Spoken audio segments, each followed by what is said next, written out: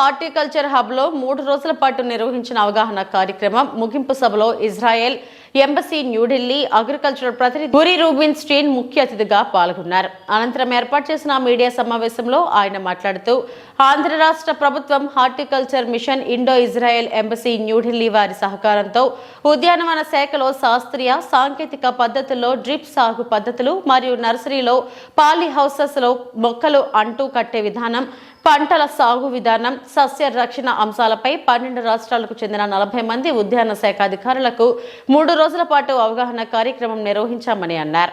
రాష్ట్ర ముఖ్యమంత్రి నారా చంద్రబాబు నాయుడు విజనరీతోనే కుప్పంలో centre of excellence for vegetables and flowers స్థాపించామని, రైతులు ఎదుర్కొంటున్న సమస్యలపై సాంకేతిక పరిజ్ఞానం ఉపయోగించి వివిధ రకాల పూలు, కూరగాయలు ఎక్కువ దిగుబడి పొందేలా వారికి సహకారం అందిస్తామని అన్నారు. రాబో రోజుల్లో ప్రతి సంవత్సరం కుప్పంలో అవగాహన సదస్సులు నిర్వహించబోతున్నట్లు తెలిపారు. ఇజ్రాయెల్ నుంచి ఇచ్చిన ఫండ్స్ తోటి ఎస్టాబ్లిష్ చేసినారు.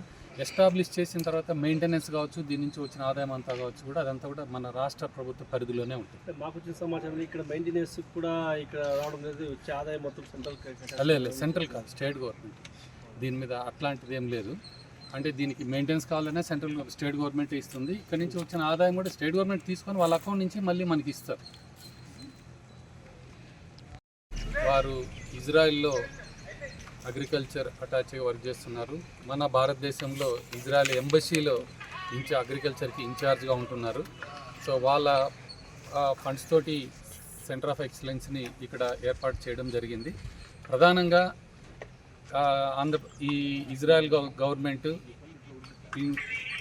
ఆఫ్ ఇండియా, ఈ గవర్నమెంట్ ఆఫ్ ఇండియాలో MIDH, దాంతోపాటు ఆంధ్రప్రదేశ్ స్టేట్ ప్రభుత్వంతో కలిసి పనిచేస్తున్నందుకు సంతోషంగా ఉందని చెప్పని తెలియజేశారు.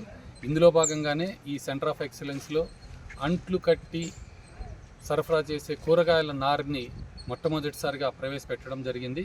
ఇది ఇప్పుడు నీడ్ ఆఫ్ ది అవర్, ఇప్పుడు ప్రత్యామ్నాయంగా ప్రస్తుతానికి అవసరం ఉన్న ప్రక్రియ. దాంతోపాటు it is art of cultivation అని చెప్తున్నారు.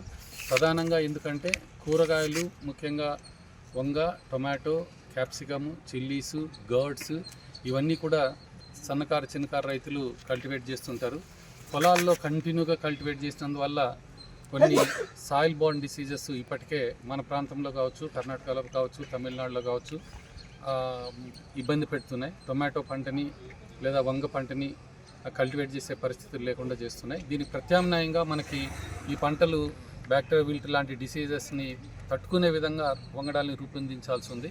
కానీ దానికంటే కూడా ఇప్పుడు ప్రస్తుతం మార్కెట్లో బాగా డిమాండ్ ఉన్న రకాలనే మనం కంటామినేషన్ ఉన్న పొలాల్లో కూడా సాగు చేసుకోవాలంటే గ్రాఫ్టింగ్ పద్ధతి వినియోగించుకున్నట్లయితే సరిపోతుంది. సో గ్రాఫ్ట్ చేసిన కూరగాయల నారుని ఆ పొలాల్లో నాటి సాగు చేసినట్లయితే ఈ రోగాల బారిన పడకుండా మంచి దిగుబడులు ఇచ్చేదానికి అవకాశం ఉంది. అదేవిధంగా మంచి ఆదాయం కూడా పొందేదానికి అవకాశం ఉంది. దీనిని ప్రస్తుతం చాలా అవసరం ఉంది కాబట్టి, దేశవ్యాప్తంగా కూడా చాలా అవసరం ఉంది కాబట్టి ప్రత్యేకమైన చొరవ తీసుకొని దేశంలో ఉన్న అన్ని COIలకి కూడా టెక్నాలజీ